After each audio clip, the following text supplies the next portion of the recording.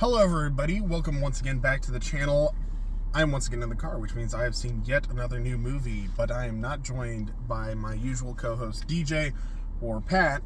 I am joined by the Unlimited Popcorn Bucket, but we're not going to dialogue it because this is just a regular old review. DJ was feeling really crummy today, but unfortunately for all of you guys, I don't have any feelings, so you're stuck with me. And this movie review for the latest cinematic masterpiece, none other than the cinema event of the summer, the action disaster film, the sequel everybody was demanding for the last 20 plus years, TwisterS, starring Glenn Powell. What do I rate this film out of a score of 10? I give this film a 5. This film is very, very stupid. But if you did not think that, and didn't think it was going to be like that going into the movie, then you are very much an optimist, and I don't envy you because, come on guys, this film's stupid. It's about TwisterS. The main villain is weather. The big conflict in the movie is weather. Or not people are going to survive. Anyway, this movie's just stupid. Like, the visuals are pretty good. That was one thing I was kind of worried about going into the movie, was I was like, maybe the visuals aren't really going to be that great, because let's just be honest, CGI has been really subpar in movies lately, but this film did a pretty decent job with the effects. The characters are pretty interesting. The acting's pretty good. The dialogue can be a little shaky at times. I'll get a little bit more into that into spoilers. There are a couple of scenes in this movie that are just plain old stupid. And it's fun. It's like a fun stupid. I'm not going to waste your guys' time though. It's a 5 out of 10. It's kind of dumb. If you guys really want the greatest experience watching it, I don't actually recommend watching it in the movie theater. Just wait for it to be on streaming and then skip it. It's dumb. If you liked the first one, you might enjoy this one. The story's pretty interesting. The graphics are pretty good. Like I said, it's just really kind of dumb fun. There is a bit that it just doesn't really make that much sense. It's kind of a very illogical film. Like, obviously they're chasing TwisterS, but the thing is that it's like, the first one they were just trying to collect data. This one is like, they're trying to collect data and put an end to tornadoes. Anyway, I don't really recommend seeing this in the movie theater. You can wait for streaming. If you guys want to rent it, then I think that the film's good enough for what it is, that it does deserve a little bit of revenue. But at the same time, I'm not going to go ahead and just be like, oh, they made a film, it deserves money. Because this film's just kind of dumb. Anyway, I'll move on to the spoilers for you guys. But before I get into spoilers, thanks so much for watching to this point. I hope that you're enjoying our movie reviews. If you like movies, we like movies as well. We watch old movies, we watch bad movies, we watch movies just in general. And we love talking about them. So if that interests you, be sure to subscribe and share us with your friends. Otherwise, let us know your thoughts about TwisterS, or just Twister, the much better film, in the comments below. With that, I'll move on into spoilers. Spoilers.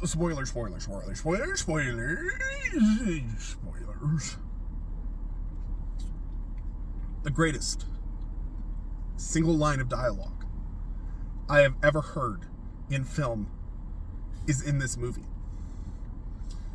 And it's when the tornado comes out of nowhere and they have to rescue the hotel clerk, and they're in the pool.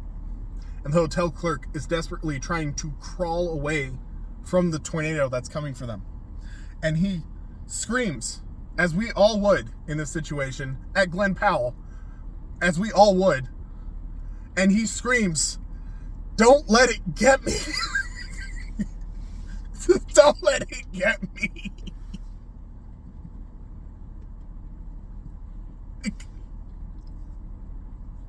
He's just in the pool, crawling away from a tornado. Don't let it get me.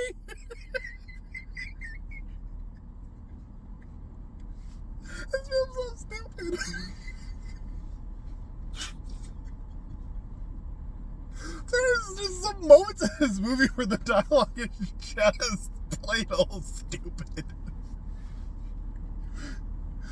So anyway, the premise of the film is that they're trying to get data.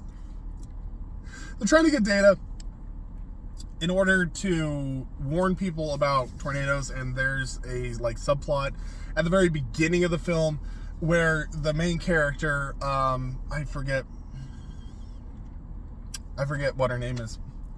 That is how stupid this movie is. I didn't even pay attention to what any of their names were. The female lead of this movie, though, at the beginning of the film, she's working on her doctorate, and her doctorate thesis experiment thing is that she's actually going to put a stop to tornadoes by essentially having an absorption powder that gets sucked into tornadoes, and with that absorption powder, it'll take all of the moisture out of the tornado, which will cause it to dissipate, essentially. Like, without using all the scientific jargon and stuff like that. That's literally what it is. They're making a powder that's in barrels, and the tornado sucks up the powder, which has, like, the same compound that's in diapers, and therefore is biodegradable, absorbs the moisture out of a tornado, which will cause it to destabilize enough to dissipate. That's it. That's the MacGuffin thing. That's what the movie starts with. 5 years later, because she miscalculated, all of her friends died except for one. 5 years later, that one friend that survived comes to find her and says, hey, I'm trying to get data for the, I'm trying to get data for tornadoes, for, like, helping people with warning and stuff like that.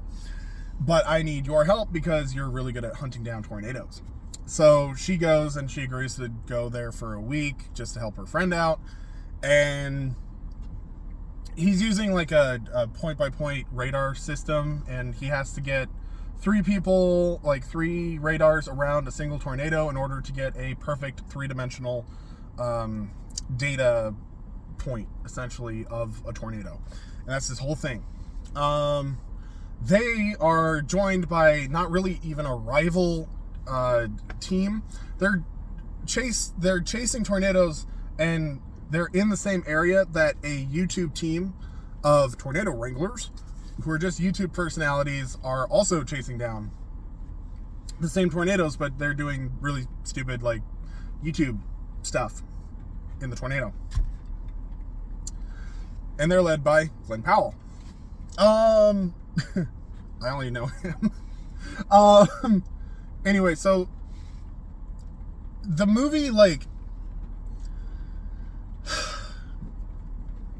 I don't even know how much I want to talk about this movie, because it's just, I don't know. I'm running out of steam here. Essentially, the big, like, crux of the film is actually, like, it's not even just, like, the bad guy of the film is weather. It's the guy that has hired her friend to get all this data, because what he's doing is he's chasing tornadoes in order to buy the damaged property out from under the people who have just been devastated, and that's bad.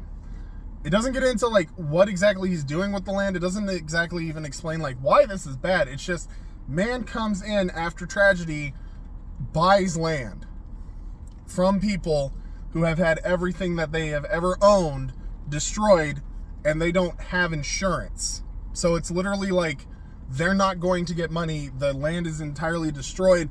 The man comes in and he buys the land from them, which is just bad.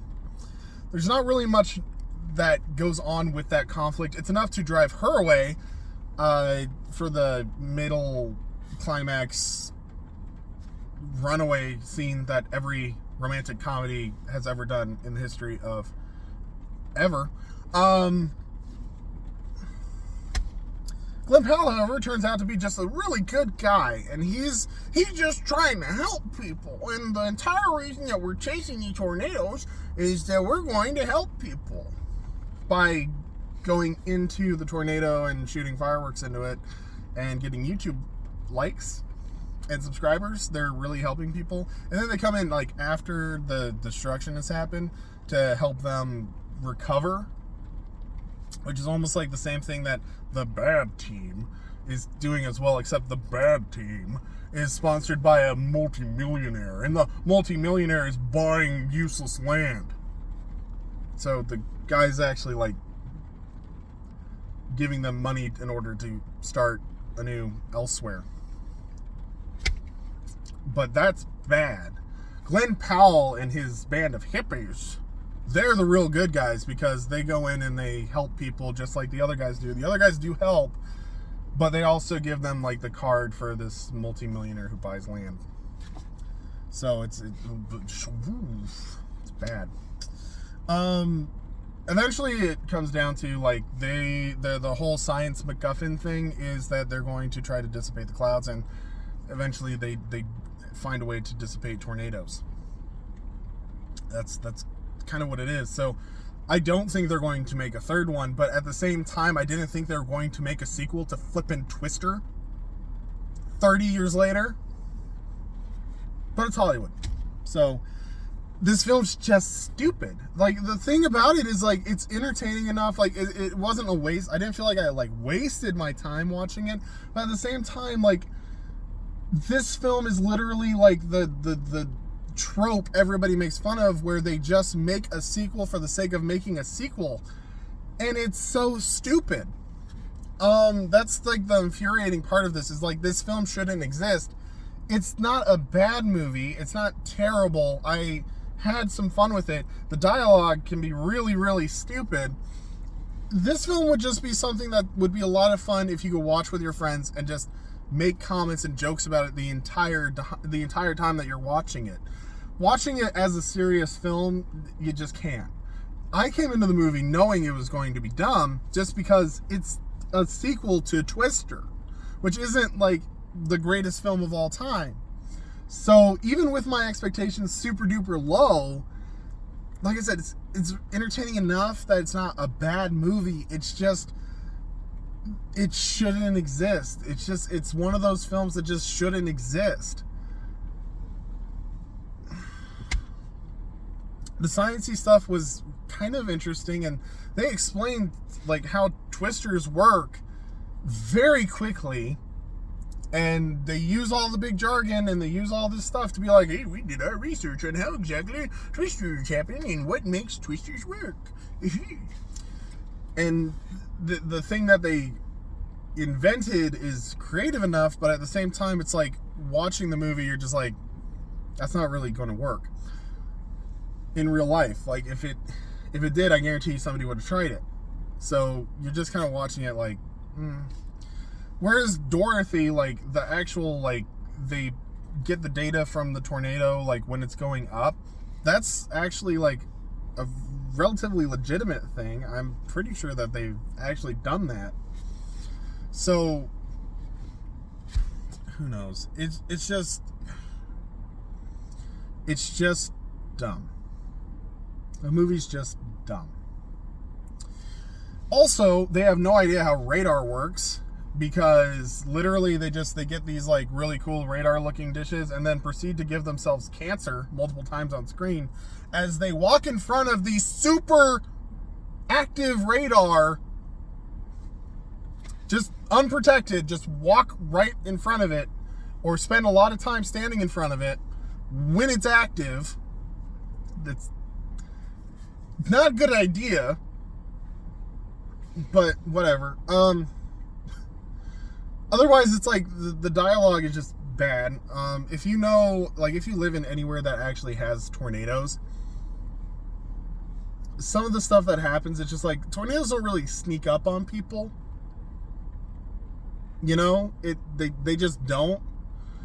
Even if you live in Tornado Alley and stuff like that, and you're not necessarily really expecting it, they're giant flippin' storms.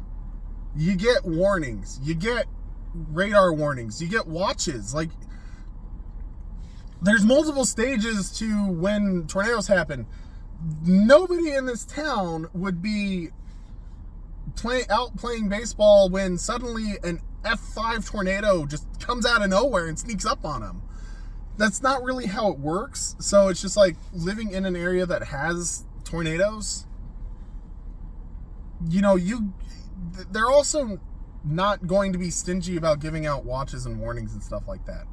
They kind of make it sound like, oh, we're saving money by not warning people about watches and tornadoes. And I understand, like, maybe the idea is that, like, you don't want to waste people's time, and the more that you make a big deal of something, the less likely somebody's actually going to be to pay attention. They actually have a line of dialogue where somebody's like, ooh, 9 times out of 10, it's a false alarm. But at the same time, it is one of those things that when you live in a place that has tornadoes, when the sirens go off, most people, they get the warnings on the phone and then they check outside. They just kind of look, and if it's relatively stormy, if the sirens are going, you usually just take shelter just because, like, that's what you do. An F5 tornado, something that big, just doesn't sneak up on people. But that's the climax of the film, is this huge ass storm that they see. Like, that's the thing too, is that this team of meteorologists who are chasing storms sees the storm coming, but not a single person in this entire flippin' town does until it's right on top of them. Really? The one that takes place in the middle of the night, like, I could kind of see maybe, but at the same time, their phones aren't going to go off like, oh, hey, by the way, the tornado touched the ground. It's coming. You need to leave now because it touched the ground. You'd be getting like, hey, there's storm clouds brewing in your area. It looks like the conditions could potentially become a tornado. Because what, like, the warnings and stuff like that, they go off all the time.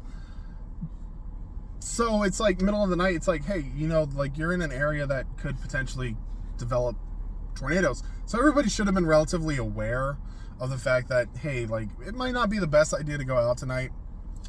And then literally the warning that they get is like, everybody run in panic because the tornado touched down in town.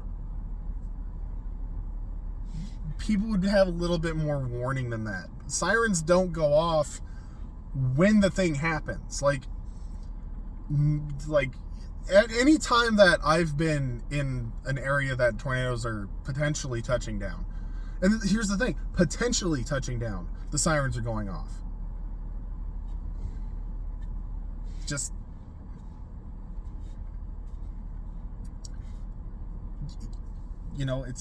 I understand that electricity isn't free, but when it comes to public safety, the government doesn't really necessarily fucking care about the bill. Sorry. But they make it sound like, we don't want people to do anything, so we're going to be extremely stingy on when the alarm goes off. It has to touch the ground for us to really put a watch out. I don't know. This film's just so stupid. This film is just really stupid. I've talked about it enough. Anyway, I hope you guys enjoyed this video.